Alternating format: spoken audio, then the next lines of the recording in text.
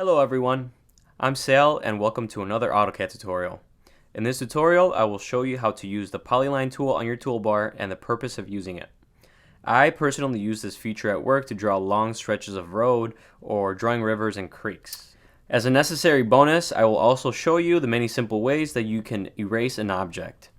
Let's begin by looking at the far left on our toolbar. Right next to the line tool, there should be an image that looks like a segmented line. Left click on that tool and click anywhere on the screen to begin your polyline. Left click and draw as many lines as you want on your workspace until you have finished your polyline. Press Escape on your keyboard to exit out of the Polyline tool. To delete your polyline, you may select the object with your mouse and press Delete on your keyboard. You may also write Delete or Erase on your keyboard. Another way is by right-clicking on your mouse and select Erase.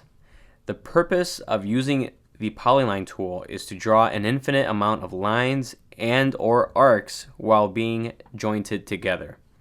That way they are all connected and can be manipulated together without having to individually select every single one. There are other ways you can use the Polyline tool, like drawing arcs, which we can go over in the next tutorial. Use this feature and see what you can do with it. That is all for this tutorial, and don't forget to leave me a thumbs up and subscribe to get more of my content. I'll see you guys on the next tutorial.